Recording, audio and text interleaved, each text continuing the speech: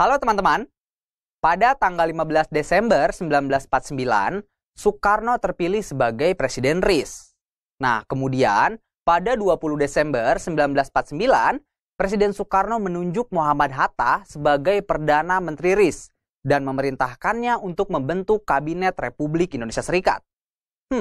Seperti apa ya Kabinet RIS ini? Nah, dalam bentuk KRIS ini, wilayah Indonesia terbagi menjadi 7 negara bagian dan 9 daerah otonom. 7 negara tersebut diantaranya adalah: pertama, Negara Republik Indonesia.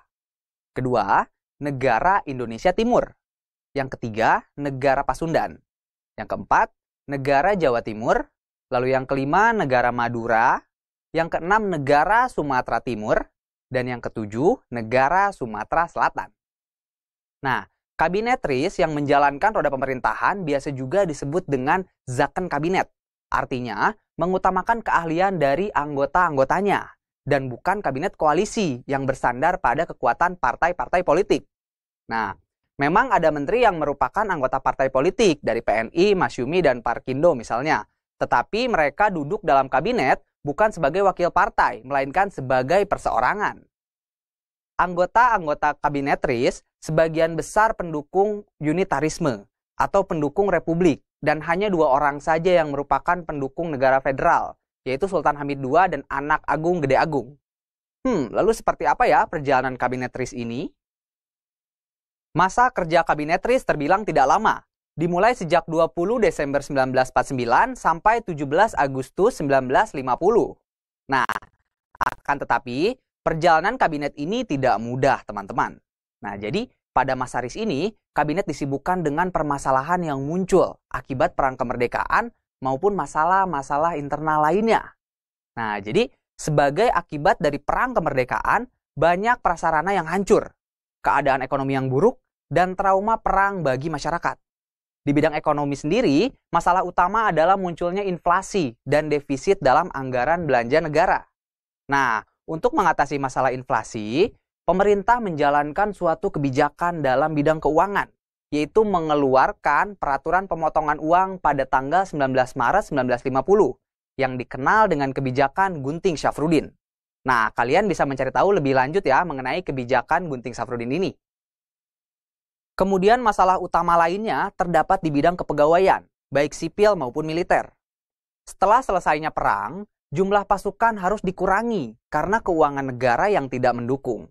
Nah, masalah lain terjadi saat pembentukan Angkatan Perang Republik Indonesia Serikat atau APRIS yang diambil dari TNI dan mantan anggota KNIL.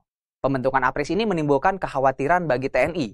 TNI keberatan untuk bekerja sama dengan mantan musuhnya pada masa awal kemerdekaan.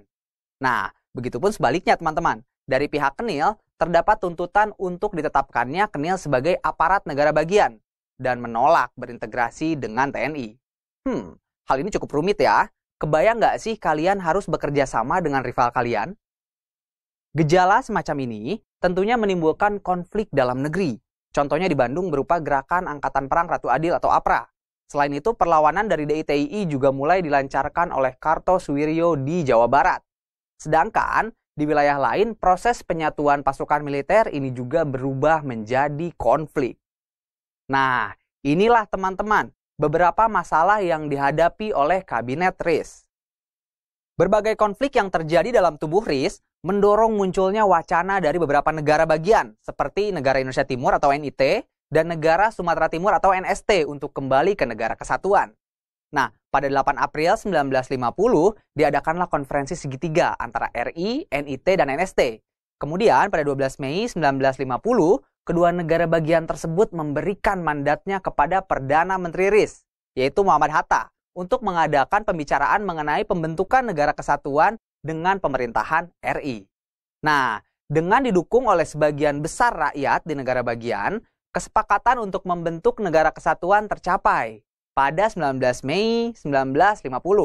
Kemudian diadakan pembahasan di masing-masing DPR, dan ternyata rancangan Undang-Undang Dasar Negara Kesatuan itu pun diterima dengan baik oleh Senat, Parlemen RIS, dan juga KNIP. Akhirnya pada tanggal 17 Agustus 1950, bertepatan nih dengan momen kemerdekaan Indonesia, Presiden Soekarno menandatangani rancangan Undang-Undang Dasar tersebut yang kemudian dikenal sebagai Undang-Undang Dasar Sementara Republik Indonesia tahun 1950 atau biasa disingkat juga dengan UUDS 1950.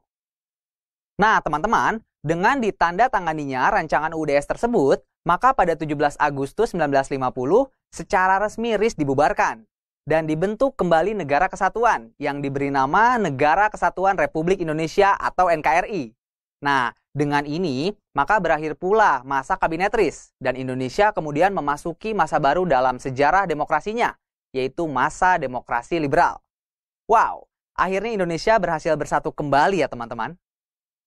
Nah, kalau menurut kalian, dari peristiwa ini, bentuk negara Indonesia lebih cocok negara kesatuan atau negara serikat ya? Oke teman-teman, sampai di sini dulu ya pembahasan kita mengenai kehidupan politik dan ekonomi pada masa awal kemerdekaan, yaitu tahun 1945 sampai 1950. Sampai jumpa lagi di journey yang berikutnya. Bye-bye!